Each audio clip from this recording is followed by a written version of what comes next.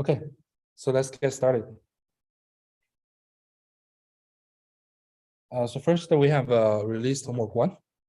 We got, I think, 18, 19 days to finish that. So I think time should be sufficient. But again, I will suggest you to start with that already. There's, I think, one or two problems asking you to do a little bit of programming that implements some MLE estimation for multivariate Gaussian distribution and student T distribution, which we're going to discuss today, to give you a sense like how the student T distribution is more robust to the noises in the data. But anyway, please start looking at those problems early and take advantage of the office hours. Okay, so let us continue with the multivariate Gaussian, which we discussed in the last lecture. So we talk about the joint probability density of a multivariate Gaussian distribution. This is the only form which I suggest everyone to memorize. So basically, for a vector x, if it follows a multivariate Gaussian distribution, that means it will be parameterized by the mean mu and covariance matrix sigma. So the density is this 2 pi. Is 2 pi covariance matrix sigma, and take the determinant and take the power of minus half, and e to the power of the quadratic form half x minus mu transpose sigma inverse x minus mu. Right? So relatively simple form and easy to memorize. So associated with the multivariate Gaussian distribution is the so-called completing the square trick, which we have explained how to use that to derive the conditional Gaussian distribution, right, in the last lecture. So suppose you can partition your x into two subvectors, xc and xb. So a very important question is that how do you get the conditional distribution of xk conditional on xb, right? So conditional xb means that you can roughly view xb is some kind of constant, right? So the idea is that we're gonna look at what is structure inside this conditional distribution, right? So we know that conditional distribution is proportional, still proportional to the joint distribution. The only difference is that you're gonna view this xb as a constant. And then we just look at, after you view xb as constant, what are the terms inside this joint density are related to xa, right? And if you do some like tedious term merging and those kind of things, you'll see that actually there are only two terms that includes xa. One is a quadratic term, which we have discussed last lecture, which is like this, right? One is quadratic term with respect to xa. The other is a linear term to xa, is actually the dot product between xa and other vector, right? So from our observation, if you got some density, probability density for a random variable is proportional to some exponential form, and exponent contains a quadratic term and contains a linear term. And of course, you need to assure that matrix in the quadratic term is positive definite matrix, a positive definite. And then we can assert that this will be a Gaussian distribution, right? From that observation, we have already concluded that, okay, this conditional distribution must be a Gaussian as well. Then the remaining thing is that how to get to the parameter of the conditional Gaussian, right?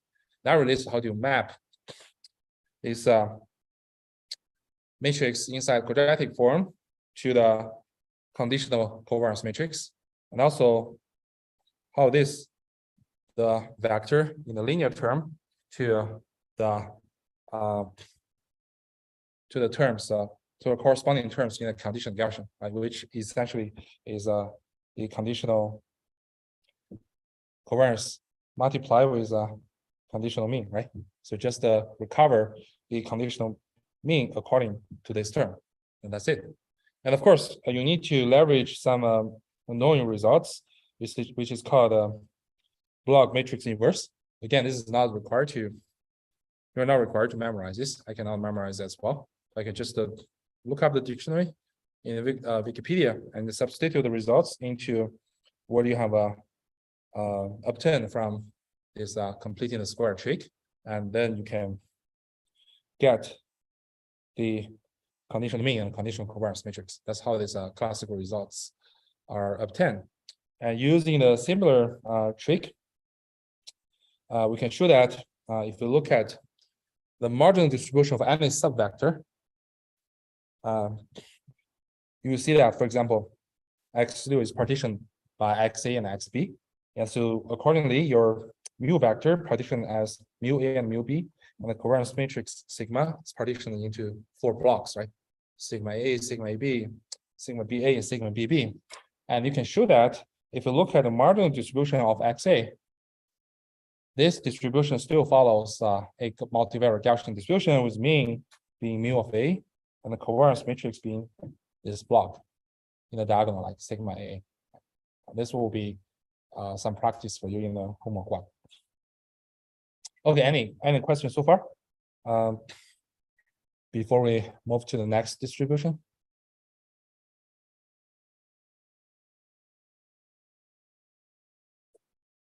We're on the same page, right? Okay, so next, like similar to our discussion related to like discrete random variables, right? When we talk about a Bernoulli random variable, we know that Bernoulli random variable is follows some distribution, Bernoulli distribution, right? The Bernoulli distribution, sorry, I actually use mu, is parameterized by this parameter mu, right? This mu actually is the probability between 0 and 1, indicates what is the chance that your Bernoulli random variable takes value 1, right? And then we want to ask, okay, if I want to assign a prior distribution over this parameter mu, what kind of distribution can we use? And we talk about, okay, we can use beta distribution. When we extend it to the categorical distribution, means that your random variable can take several discrete values. And then for the parameters we want to assign prior, then we'll talk about the Dirichlet distribution, right? So similarly, if we take a look at the Gaussian distribution, and let us just first look at the scalar Gaussian distribution. So know that it is parameterized by the mean mu and the variance sigma squared, right? So if you want to place a prior over mu, it is relatively straightforward. Just place another Gaussian prior, which is also conjugate to the Gaussian likelihood, which we're going to discuss later, right? The problem is how do we assign a prior with respect to over the variance or inverse of variance? That leads to the so-called gamma distribution, right? So for convenience, let us just first look at the inverse of the covariance or inverse of the variance, which we call precision, right? Precision parameter lambda, right? So if we want to assign a distribution over the precision, what kind of choice do we have? First, we need to be aware that this inverse variance of precision must be positive, right? So you must have some distribution over positive numbers. So, of course, you got many choices, right? Here, I just want to emphasize the commonly used one, which is called gamma distribution. So the gamma distribution has 2 parameters, A and B here, and A is usually called shape parameter, B is usually called read parameter. The reason of these names come from how the gamma distribution is derived according to counting process and Levé process, but this is not what we're going to talk about that. And this is a form of the density of the gamma distribution. And you can see that actually the terms relate to lambda here is only a power of lambda to the power of a-1, and multiply with the exponential term, right? E to the power of minus b lambda. So you can see the exponent is a linear term to lambda, multiply with b, right? and then you multiply the lambda to the power of something. Right? It's a polynomial of lambda. Right? And then you see that this guy actually corresponds to the normalization constant. Right? Again, you don't need to memorize this. Just list the density form, and several properties of a gamma distribution. So first, if you want to calculate the mean of the lambda, like from gamma distribution, it's just A over B, and the variance is just A over B squared. And there's additional interesting properties that you can also calculate the expectation of the log of lambda. So the form is like this. It's a psi of A subtracted by a log of B. Sorry, A should not be bolded. It's just a scalar. And this psi is called the gamma function.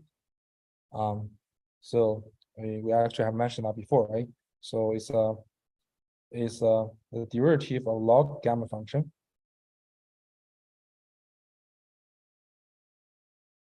over x, or in other words, you can write it as gamma prime x over mx.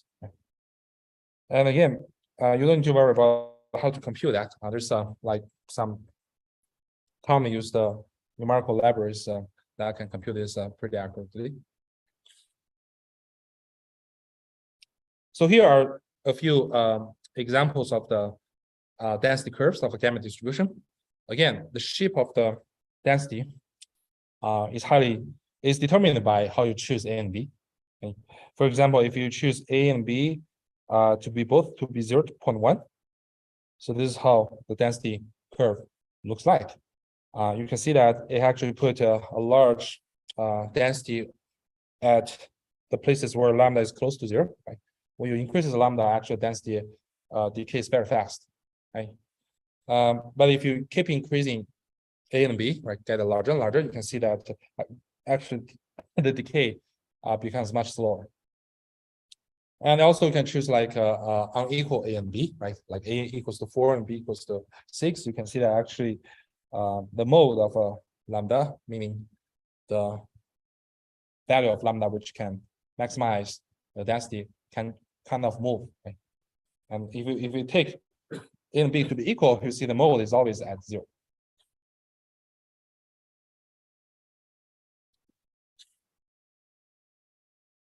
And the nice property of gamma distribution is that, okay, if lambda follows the so-called gamma distribution, then its inverse is called inverse gamma distribution.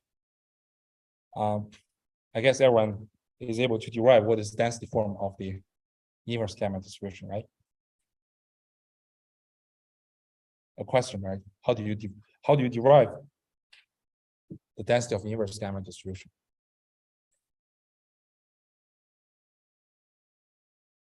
Using what we have discussed before?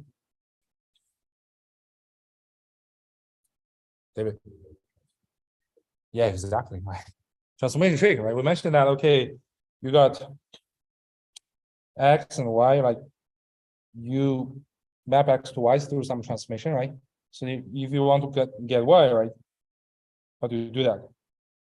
It's you need to calculate the Jacobian of X and Y, right? Dx over dy, and calculate the absolute value of the determinant and multiply the P of X. Well, you have to represent X in terms of Y, right? Y inverse X, right? Something like that. Right? So you can just apply the formula to get the density of the inverse gamma distribution. So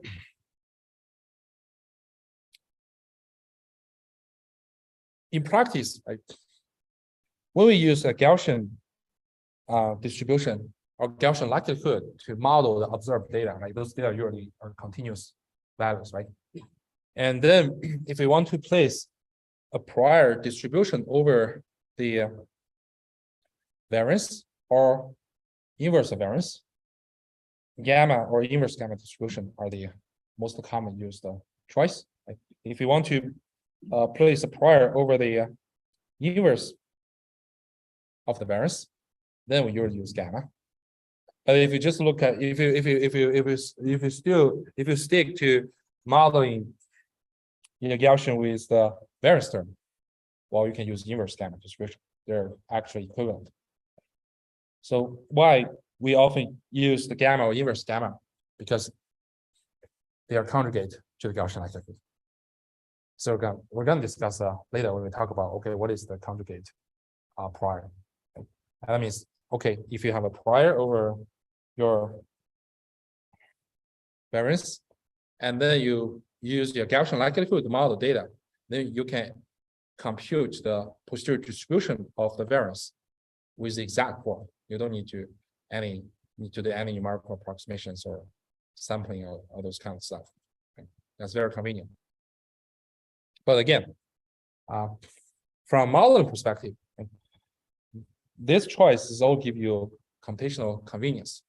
But there are many distributions that can sample a positive number for that. So you have definitely you have other choices. For example, like Cauchy distribution or log normal distribution, they can all be used for that. But if you use them as your prior for the variance, well, you won't be able to compute the exact form of the posterior distribution. Then you have to seek for approximations. We'll get into that later. So any questions so far before we generalize to the multivariate Gaussian?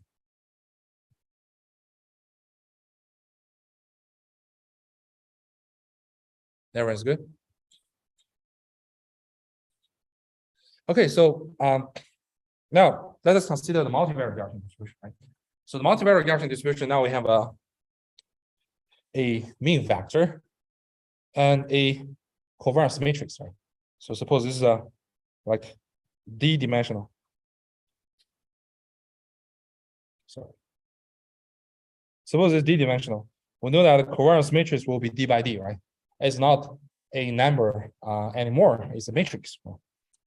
Then a question is that, okay, can we place some kind of prior distribution over this covariance matrix?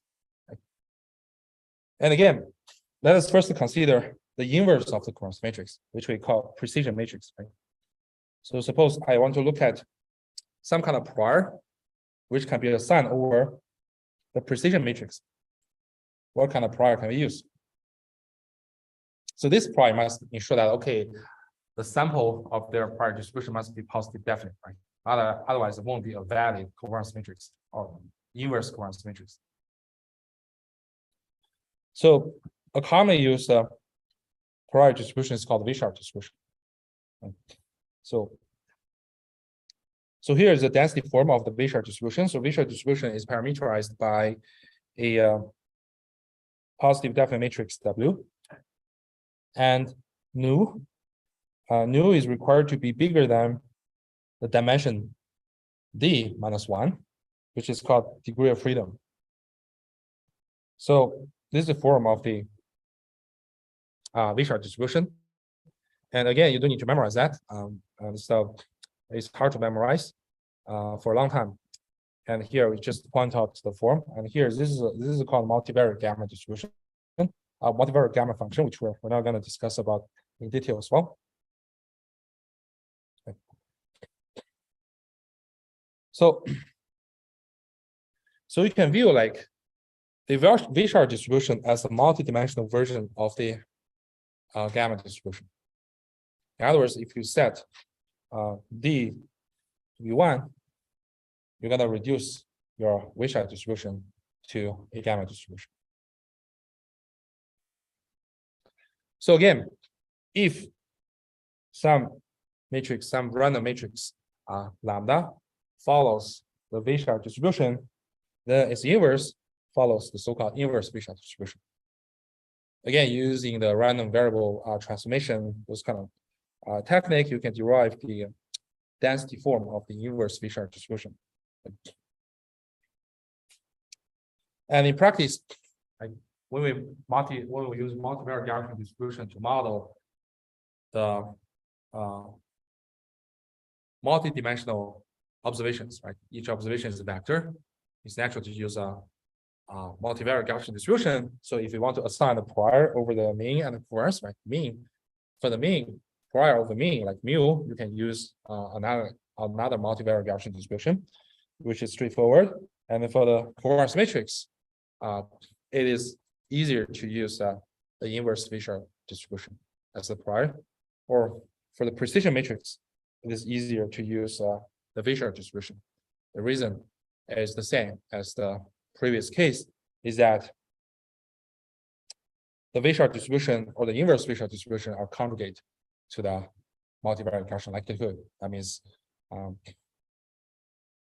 you can directly compute the posterior distribution of the covariance matrix or inverse covariance matrix with exact form, with analytical form. You don't need to you don't need to do any like numerical approximation.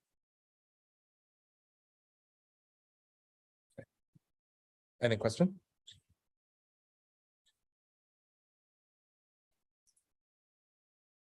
Okay. So next, we're gonna extend the Gaussian distribution to the so-called student t distribution.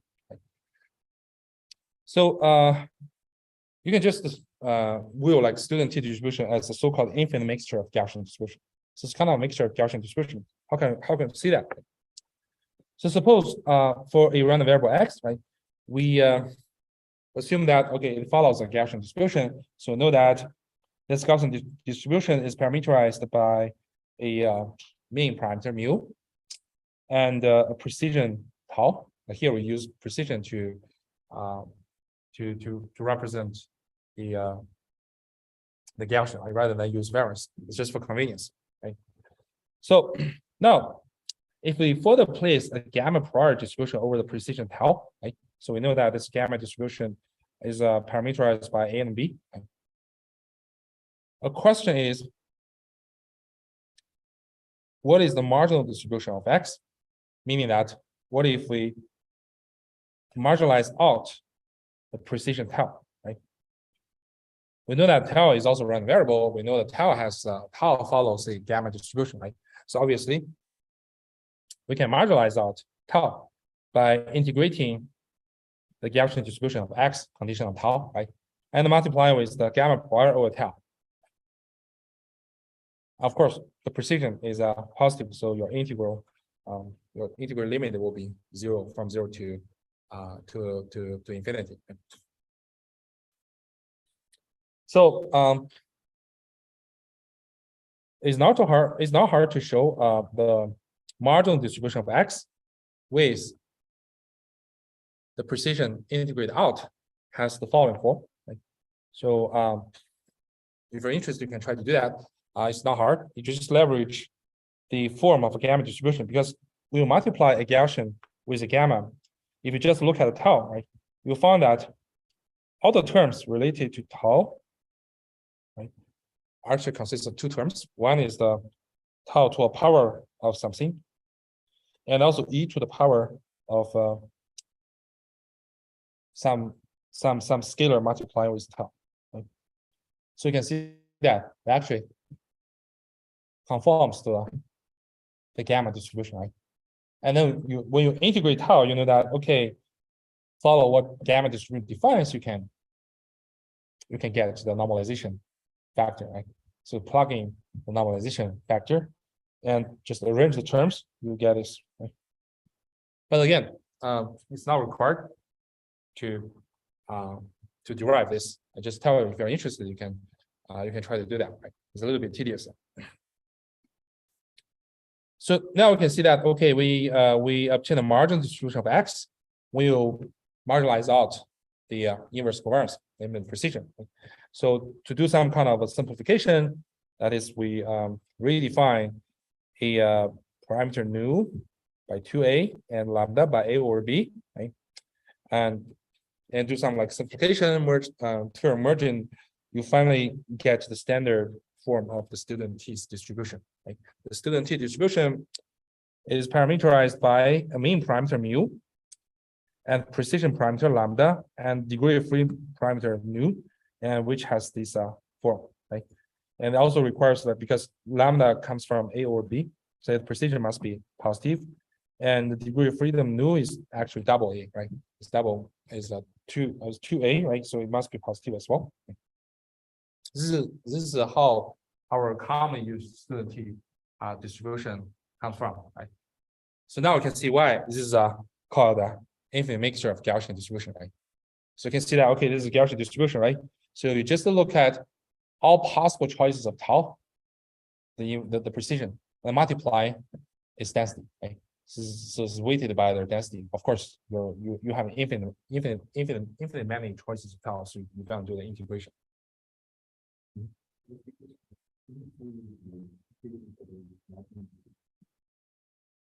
Can you see what?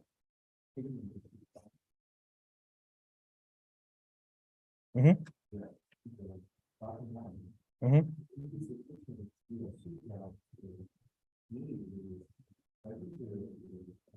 It's constant. Yeah. Of course, you can further place some prior over mu you want to integrate out, but this is not something we're interested in. We're interested in, okay, how do you, if you marginalize out all possible choice of the variance or universe of variance, what will happen? Other question?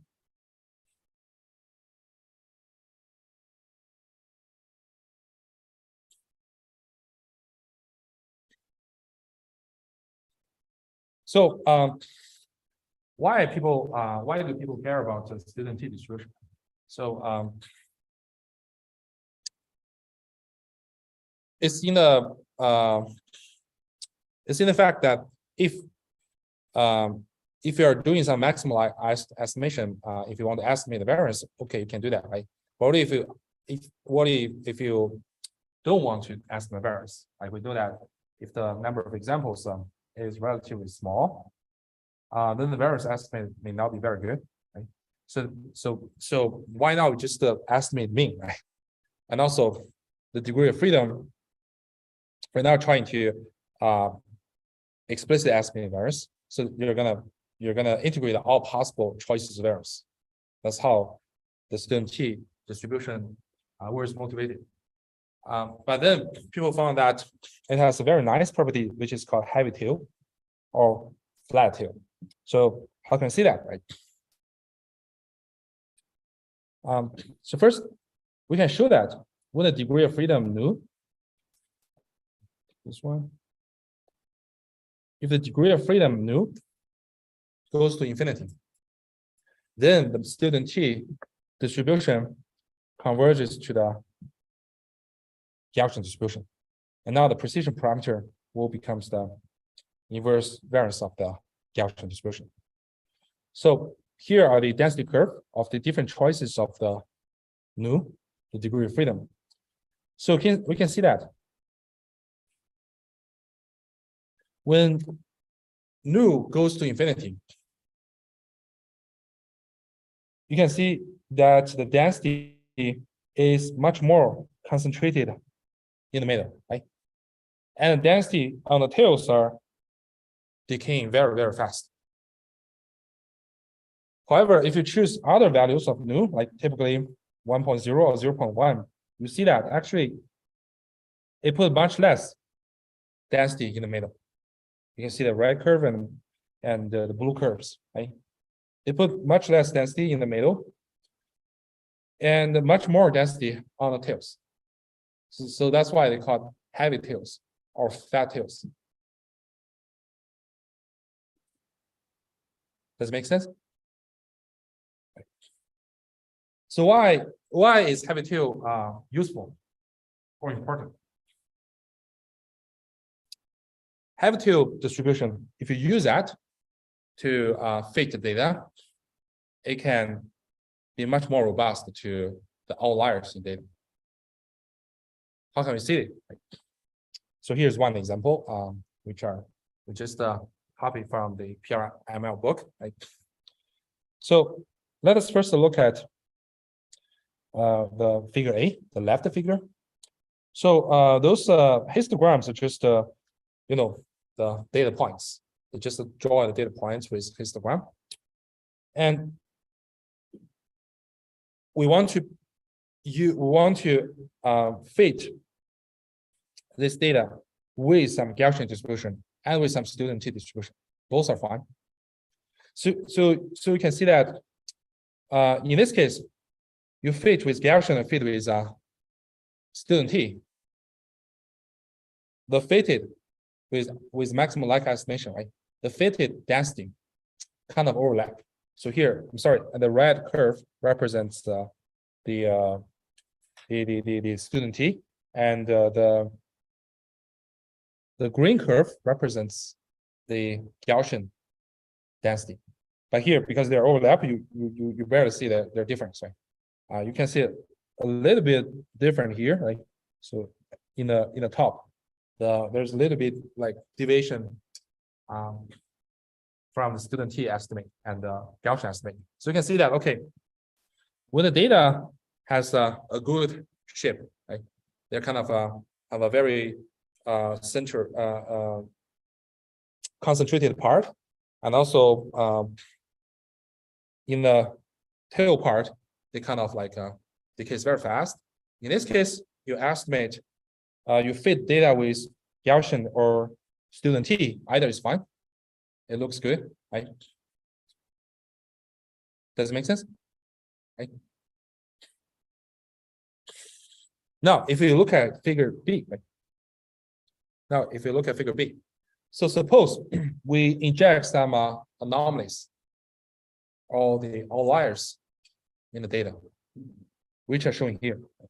So put a few examples, like far away from most of data points, where most of the data points stay. And of course, like if you use our eye to look at those data, like we know that okay, these are just outliers. Maybe we just remove it beforehand.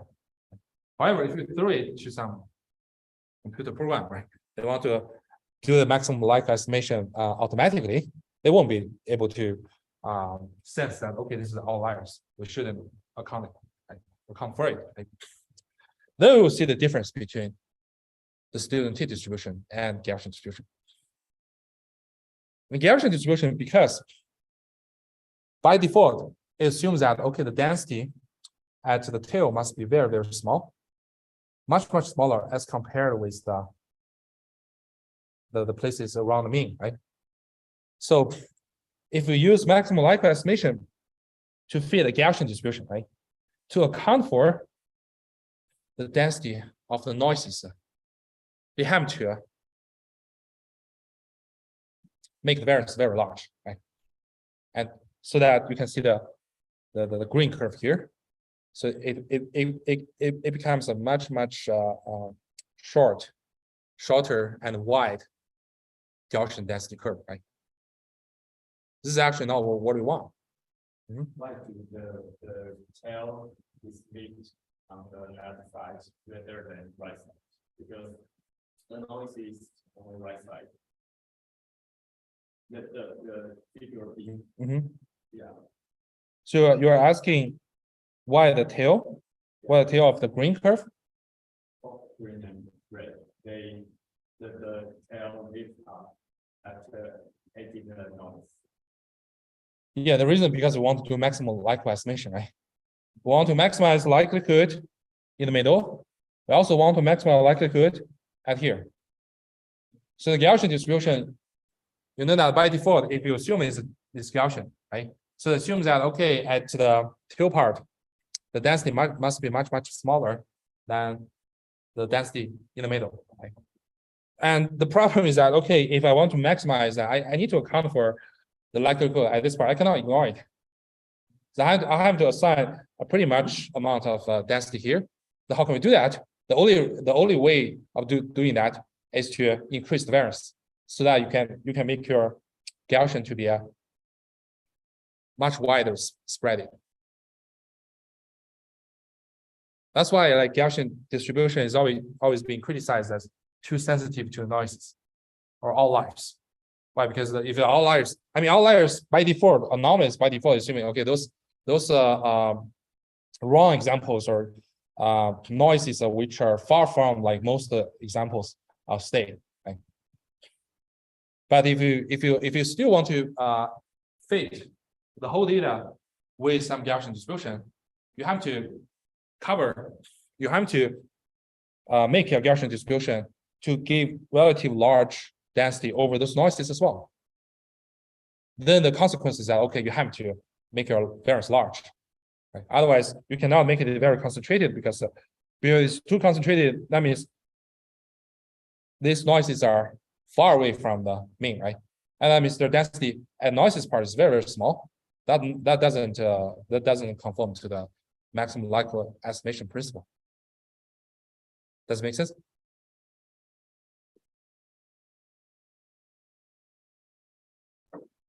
Right. I mean, if you still feel like uncomfortable, we can take a look at what the student T distribution estimate will look like, right? So in the same figure, the red curve shows that if you fit this data with the student T distribution, what does it look like? Right? So you can see that it looks like the density curve estimated with these outliers is little has nothing different from the density curve estimated without those outliers. Why is that true?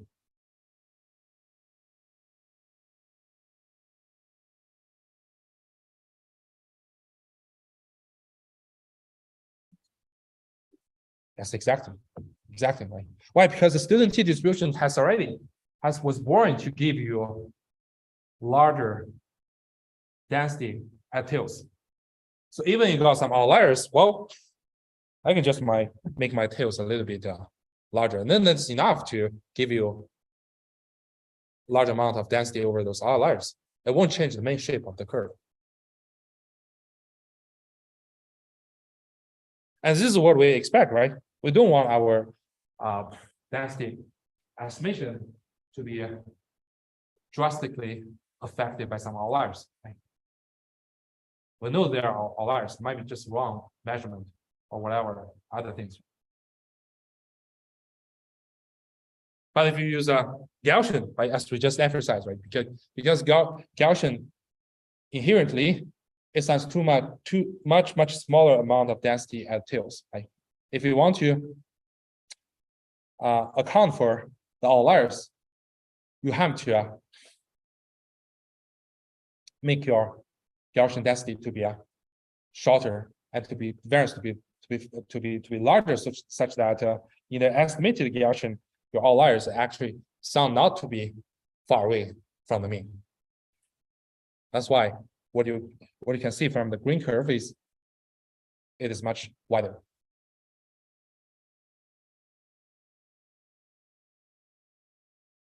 Any question?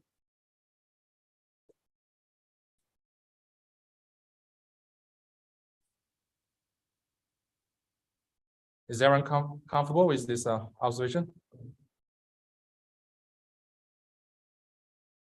Okay, so if you still feel like a little bit uncomfortable, look at homework. There's homework problem. Give you a bunch of numbers and ask you to implement your maximum likelihood estimation for both student T and Gaussian. And you see that. You see that, okay, if I got some, you can just pick some green curve right here. You can calculate the likelihood on this noise level. You will see the likelihood will be much smaller than you using this shorter fat green curve. Right? That's why you maximize the Gaussian likelihood. It has to flatten the density to increase the likelihood. But for student T distribution, you don't need to flatten your curves that much because it has already placed a large density, a relatively much larger density over the tails.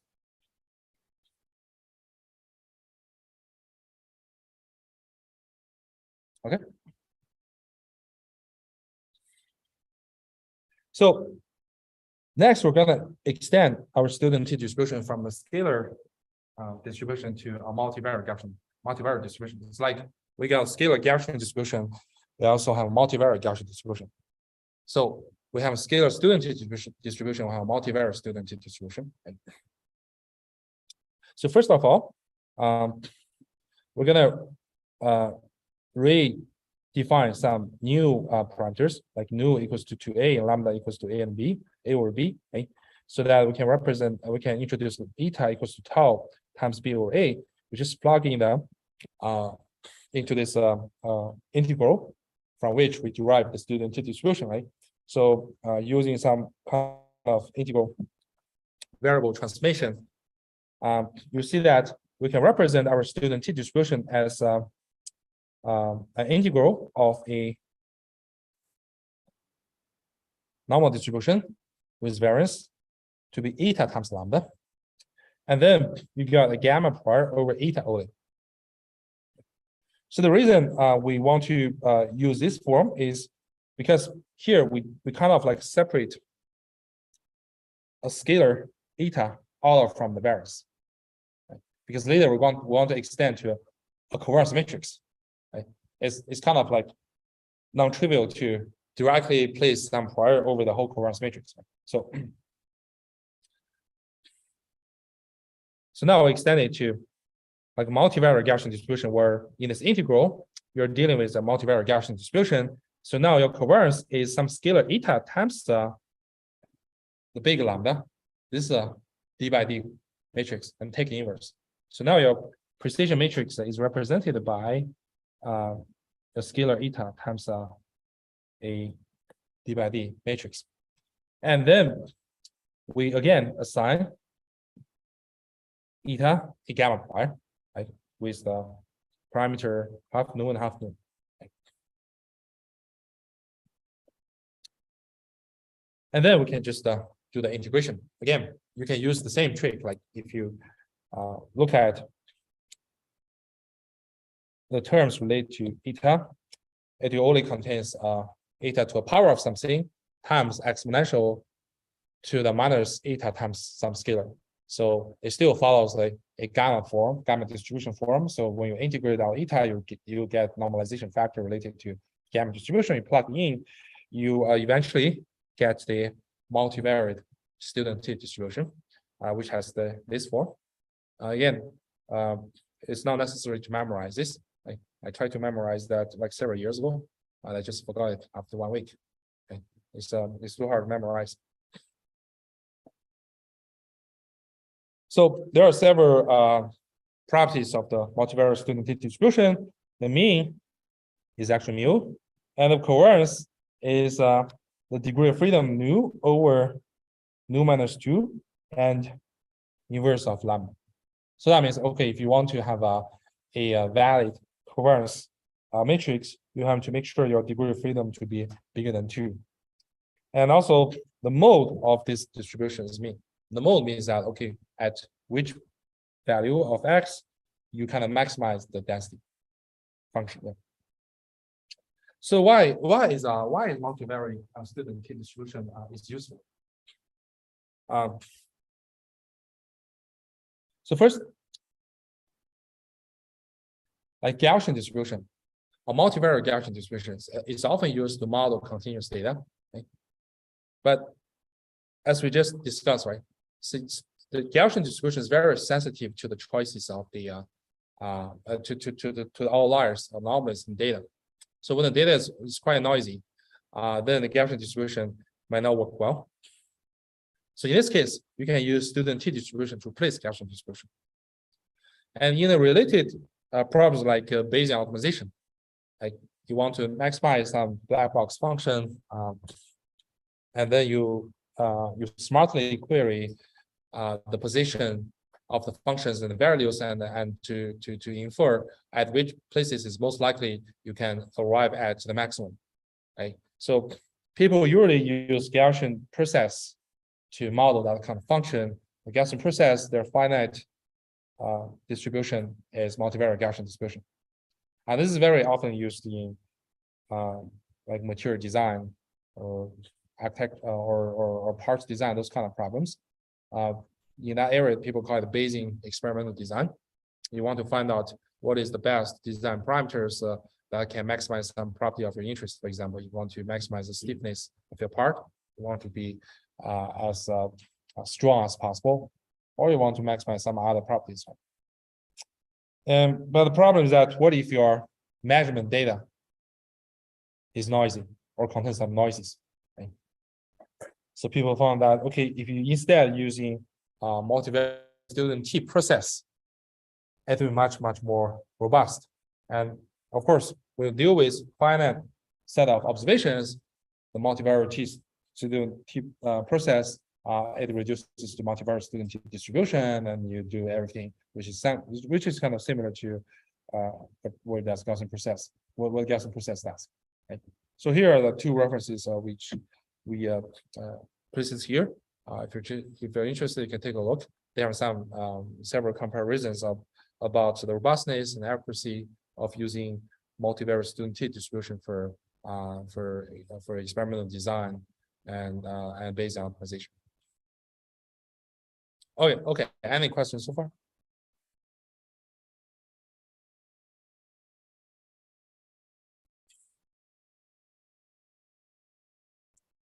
Okay, so far we have finished the introduction of the commonly used distribution. Right? This is because the commonly observed observations are usually binary, categorical, or continuous. Right? So that's why we introduced a set of distributions which have modeled these different types of observations. Right? And in addition, right, because these distributions also have their parameters, right? And we also talk about what are the commonly used prior distribution over these parameters, and explain the reason why, because they're conjugated. Right? And we expect you to know how to derive the conditional distribution and marginal distribution for multivariate Gaussian distribution. And we expect you know the commonly used prior distribution of the distribution parameters like gamma, beta, the Euclid, V-short. And also, we expect you know how the student T distribution is derived and why it is useful, because it has high tail property. It is robust to the noises or outliers.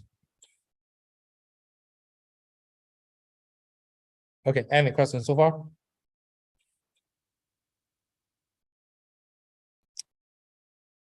Okay, so now let us talk about the conjugate prior and exponential family. The previous discussion, like we spent almost 3 lectures talking about like very basic but commonly used distributions, which form kind of like basic bricks or basic units for us to build up a variety of probabilistic models, right? Next, we're gonna summarize those distributions, extract some commonalities among those distributions. One type of those combination of this distribution is called conjugate prior, and then we're going to talk about a very important family of distributions which are called exponential family, and we're going to talk about their properties. Actually, the exponential family is critical to the variational inference, right? The most common use, most popular approximate posterior inference algorithm. So we're going to first talk about. We're going to first look at the base rule. Right? We're going to review the base rule, and then we'll give the definition of the conjugate prior. Then we're going to introduce several commonly used examples. Actually, we have discussed them before. And then we're going to introduce the general definition of exponential family and the conjugate prior for exponential family. So we have reviewed the maximum likelihood estimation and maximum a posterior estimation. But for both estimation, which essentially is to maximize some function, right? So which finally give you some kind of point estimation. But from the Bayesian perspective, right? If you're in the Bayesian regime, right, people don't will like point estimation as good. We always want to get some distribution, right? So ideally, we want a posterior distribution of any parameters of interest given the data. So we don't want a point, right? We want some posterior distribution, right? In this case, we know, okay, what is the chance that, okay, those parameters will be of different values, right? And then we can integrate all possible values in our prediction task or in our other tasks. However, if we want to compute the posterior distribution, right, we need to follow the Bayes rule. We know the Bayes rule, right? If we want to compute the posterior distribution of the parameter theta, given the data, we need to divide the marginal distribution, the joint distribution by the marginal distribution of data, right? The marginal distribution of the data is computed by the integration of the prior P of data and the likelihood P of D given data, right? So the key bottleneck comes from the denominator, this integral, right? Because theta is often high dimensional, and also the form of the prior and likelihood both can be complicated. So in most cases, this integration is intractable or doesn't have any closed form. We don't know how to compute that, right? Then the problem is that how do we address it? How do we address this problem, right? So today we're going to talk about a specific type of choice of the P theta and P of D given theta, the likelihood, such that through this integration, you don't have any problem. It is very easy to obtain. Even you don't need to explicitly to calculate the integration. Right? This is called conjugate prior. But in most part of our class, we'll talk about how do we approximate this integration or sidestep this integration by using other approximations. So what is conjugate prior? Conjugate prior allows us to compute the posterior distribution analytically, so you don't need any approximations. Right? So here's the definition of a conjugate prior.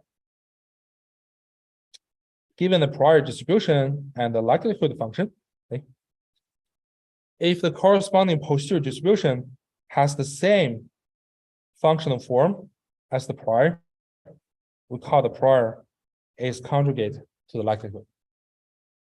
So you can see that this is prior, right? This prior might have some like a function form, right? And you got the likelihood, right? Of course, has another form, right? And if your posterior distribution, the posterior distribution density, has the same form of the prior, then we call it the prior is conjugate to the likelihood. That's the definition. It seems very, it seems kind of like a cyclic definition, right? Of course, if your posterior is known to have the same form of the prior, then you don't need to use any approximation, right? You just compute the updated parameters, right?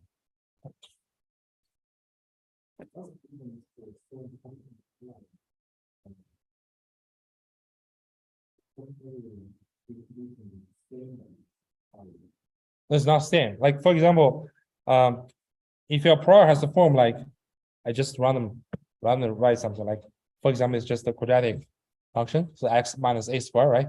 So the prior is parameterized by a, right? So if your posterior distribution has the same form, meaning that okay, it still has x minus b times square, right? So it means okay, the posterior has the same function form as the prior, but the parameters is different, right? Because your b here is different from the a there. Does it make sense? So given this definition, let us look at some examples, right, to strengthen our idea, right?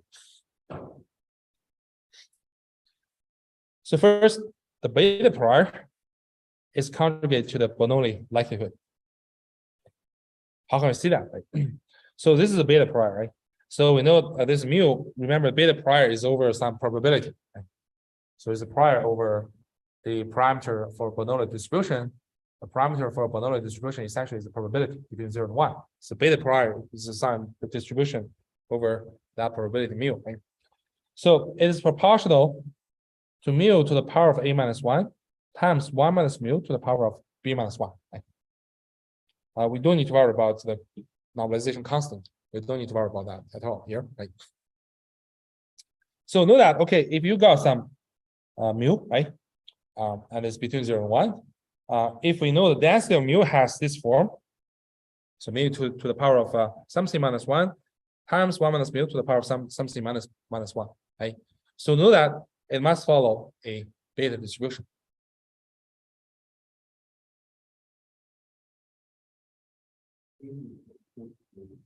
What? A and B are parameters for the beta distribution. In other words, like if you look at this random variable mu, right, which is between 0 and 1, right? If you can show that, oh, okay, its density is proportional to some form like mu to the power of say a minus 1, a hat, a bar minus 1, 1 minus mu, b bar minus 1, then we can claim that okay, mu follows the beta distribution, right? Because what you need, there's only a lack of some normalization constant. I know that from the beta distribution definition, the normalization constant will be some gamma function over some gamma function.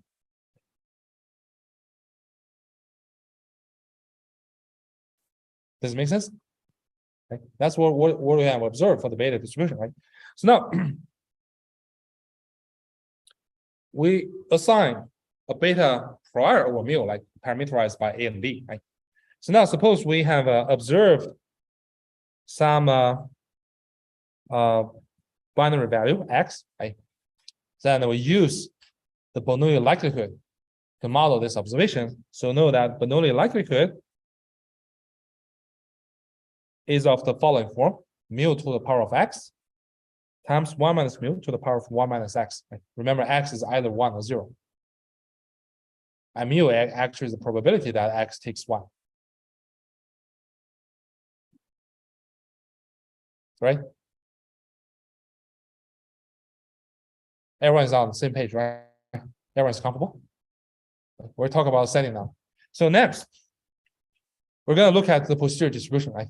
So what if, what does the posterior distribution of this probability mu look like after you have observed a single binary observation x? Right? So we know that, okay, the posterior of mu given x is proportional to the prior of mu times the likelihood of x given mu, right? So now, if we multiply these two, the prior and likelihood together, right? We merge the terms, right, related to mu and the 1 minus mu. You see that the posterior of mu given x is actually proportional to mu to the power of a plus x minus 1, 1 minus mu to the power of b plus 1 minus x minus 1. Right? So it's very simple. You just multiply this guys and this guy together and just merge the power. So now, from the form of this posterior, what can we conclude?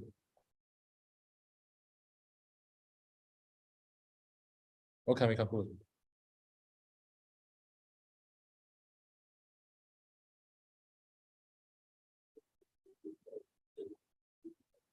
Yes, exactly, right?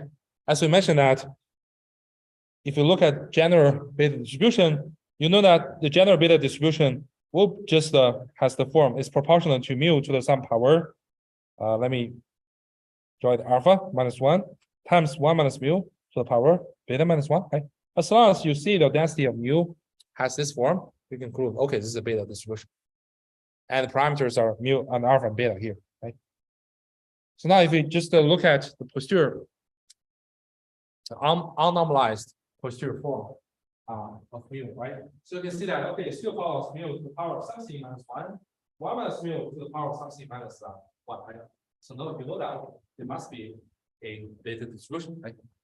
So the only change is the parameter of the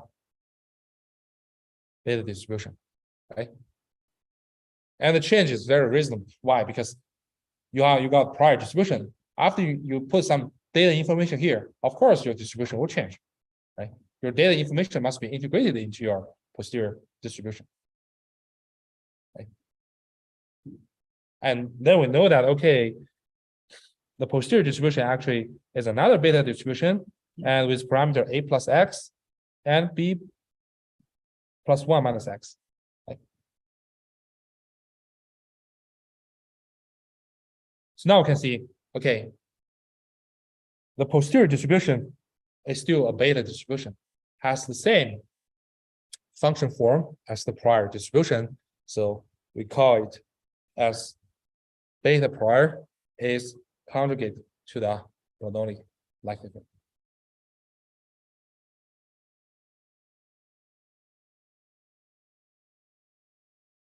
Is everyone happy? Makes sense, right? This is very convenient. Right? Looks very convenient. That's why, like, in practice, people always use beta prior over the mu, right? Rather than use other priors. Because if you use other priors, you won't be able to get this simple form in the posterior. So to give a more concrete impression, like what happened after you calculate posterior distribution, right? We can contrast the prior distribution, the posterior distribution. Right? Suppose the prior distribution over beta is parameterized by 2 and 2, right? A is 2 and B is 2.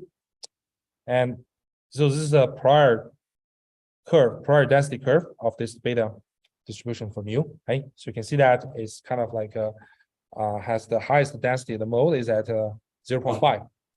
This is reasonable because I don't know before I see any data, I don't know actually what mu is, right? So I kind of like believe it's most likely to be 0.5, and then my chance of mu take the values to be close to 0, close to 1 to be is quite small. Right? And then suppose we have observed data point x. Remember, x is binary. Right? So suppose this observation is that x equals to 1. Right? So if you look at the likelihood, right? So the likelihood regarding x, we know the Bernoulli likelihood is mu to the power of x, 1 minus mu to the power of 1 minus x. Right? So because x is 1, we know that the Bernoulli likelihood is actually mu, right? If you view the likelihood as a function of mu, you see that, okay, the likelihood essentially is just a linear function, right, of mu.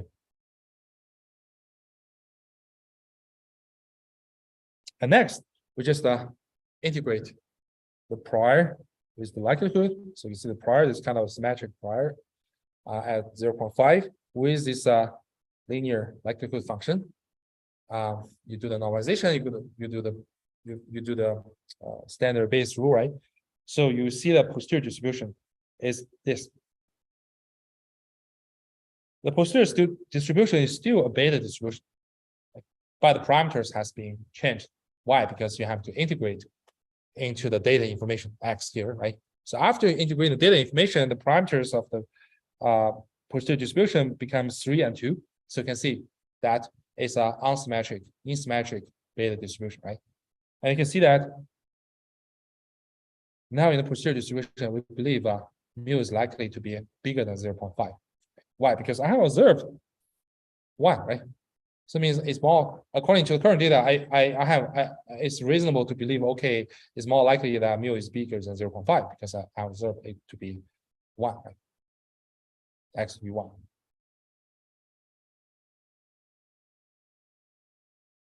At the same time, I'm not just showing, okay, mu must be 1. I still maintain a distribution over mu.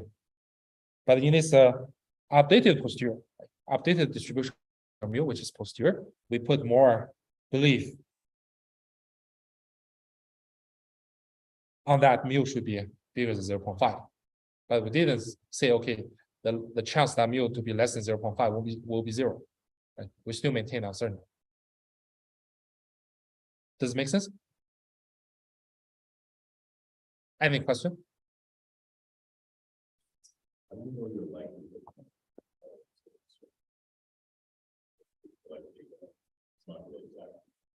Yeah, you have to assume some kind of form. Yeah, Well, that's a good question. So in the classical statistics, you have always assumed, okay, your data can be described by some kind of likelihood. Right? But I think the recent research has started thinking about, okay, what if I don't assume the form? They call likelihood free or non-parametric likelihood. You won't specify, okay, this likelihood must be a Gaussian, it must be student T, must be some other form, right? But in most, in most research and most practical applications, we'll first make some kind of assumption, assuming, okay, this data comes from some samples from some particular distribution. Otherwise, it will be much harder to estimate some properties, statistical parameters or properties from the data. Other question? Okay, great. So next, we're gonna verify that the Dirichlet prior is conjugate to categorical likelihood. Right? This is something we have mentioned before, right? So suppose we're dealing with some categorical data, right? So we use categorical likelihood. This categorical likelihood is parameterized by a probability vector, right? So each element in this probability vector indicates what's the chance that your category belongs to your observation will be this particular category, right? So we can assign a Dirichlet prior over this probability vector, which is parameterized by alpha, and this is a form of the Dirichlet prior density, right? So these gamma stuffs are related to normalization, right? So the k terms that involve the elements in the mu vector are those product, right? So this product from category 1 to category big K, and it is mu k to the power of alpha k minus 1. So suppose we have observed some data x, right? Remember, x vector is actually one hot encoding, right? Only one element is 1, and the remaining elements are 0, right? The entry where you got non-zero means the particular category x is observed s, right? So if you want to look at the posterior distribution of the probability vector, given your observation x, right, as we have just done, right, we know that it is proportional to the prior multiplying with the likelihood. So just multiply all the terms regarding the mu case, right, the elements in mu vector, and merge them together. We'll see that actually the posterior is proportional to a product where each term is mu k to the power of something minus 1. Right? And from the general form of the Dirichlet prior, we know that, okay, if your mu vector, its density follows this product of each mu k time to the power of something minus 1, it must follow a Dirichlet prior, right? A Dirichlet distribution. So now you look at, we can see that in the posterior form, it still follows the form that, okay, it's mu k to the power of something minus 1. So from that, you can see the posterior of mu is also a Dirichlet distribution, right? Yeah, the only difference is the prime term. Okay. And then we can conclude that the posterior distribution of mu given the observation x is a Dirichlet distribution as parametered by x plus alpha. So it's x1 plus alpha 1, x2 plus alpha 2 into xk plus alpha bk.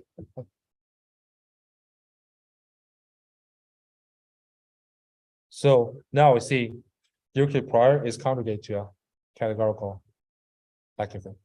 Any question?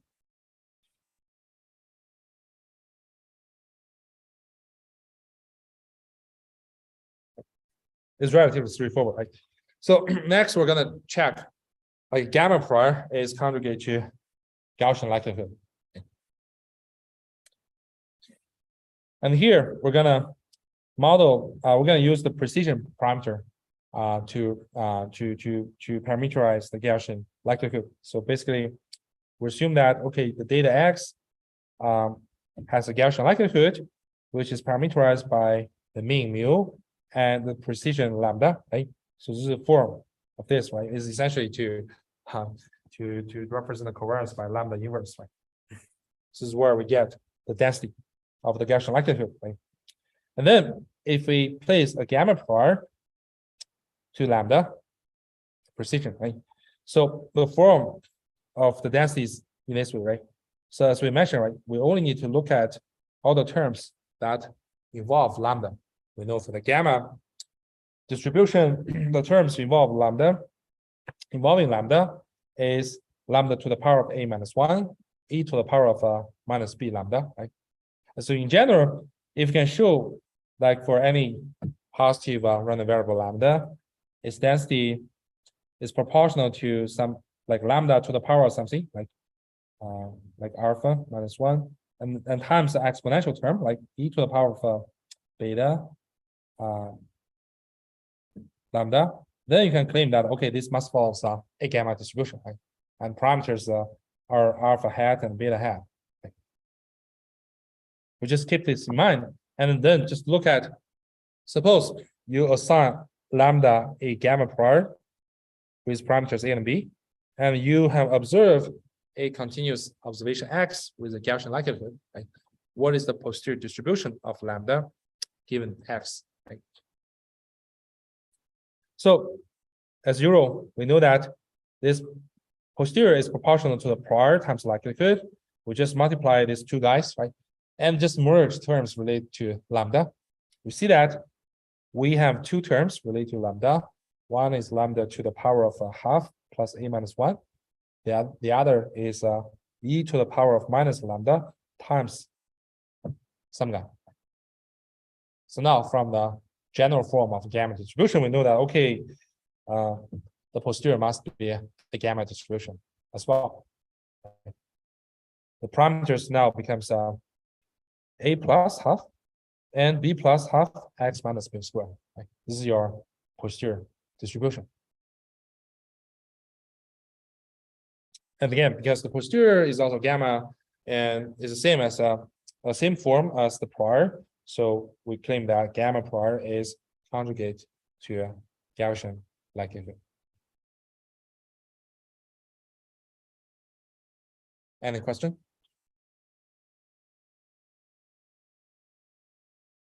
Okay. And similarly, V-sharp prior is conjugate to multivariate Gaussian likelihood. Okay. Use the same logic for the reasoning, right? So if you look at the precision matrix for multivariate Gaussian distribution, you place a V-sharp prior whose density has this form, right? So you know that the term related to big lambda is just a determinant to the power of something times e to the power of minus trace something with lambda, right? So if you have a multivariate Gaussian likelihood or X, right? Here we parameterize this Gaussian likelihood with the precision matrix, right? So now if we want to look at the posterior distribution of the precision matrix given X, right? We just multiply the prior with likelihood and merge all the terms related to lambda. Again, you're going to reduce to two terms. One is the determinant lambda to some power, right? The other is some exponential term, minus half trace something with lambda, right? And then, according to the general form of the V-sharp distribution, this is V-sharp as well. And the only difference is parameters of the V-sharp has been changed, right? Because you have to incorporate the observation, the observed data information into the posterior distribution. Any questions so far?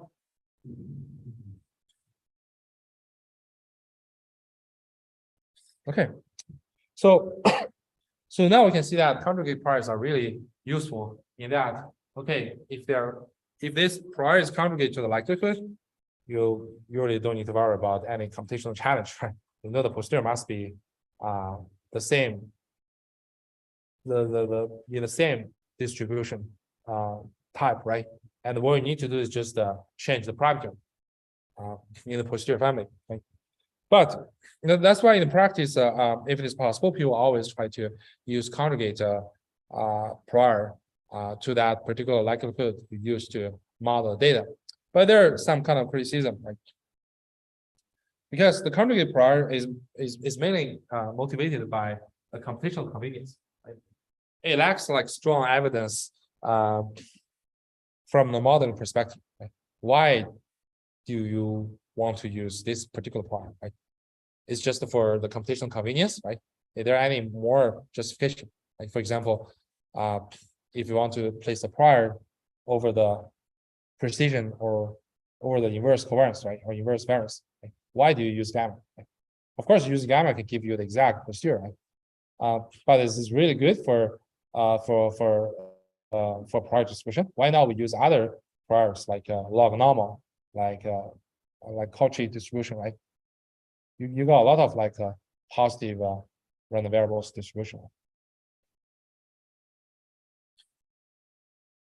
So this is some kind of debate, right? Actually, in practice, like with the advancement of the approximate inference technique, people nowadays are trying to use more and more non-conjugate prior because of there are some other nice properties.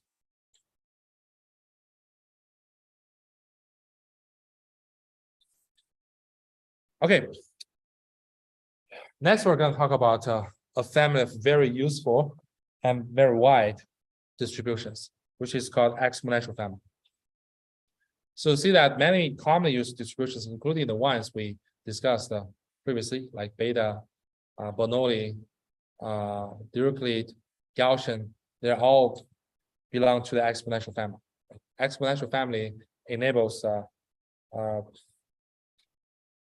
many highly efficient approximate inference algorithms.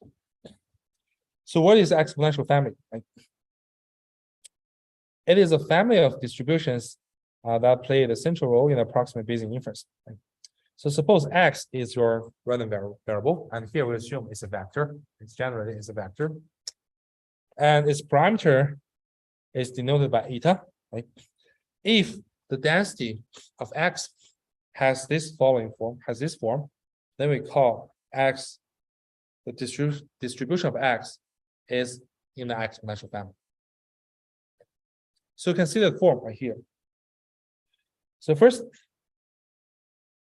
we got some separate function of X, we call h of X, has nothing to do with the parameter lambda, time eta, right?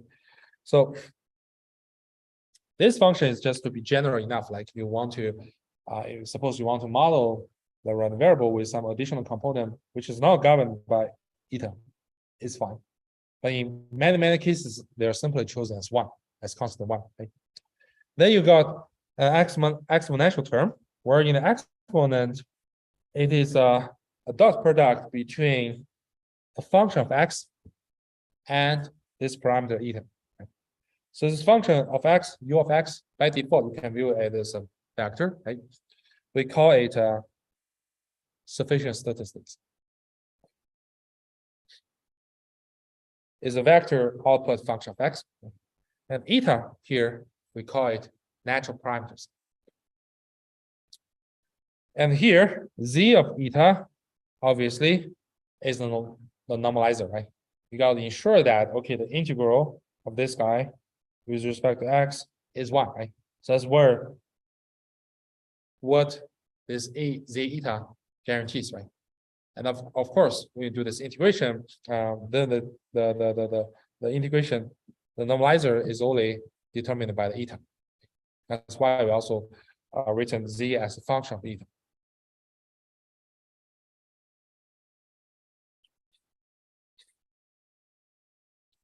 This is the general definition of the exponential family. Okay?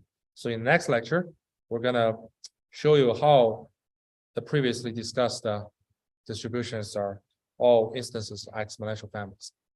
Okay, see you on next week.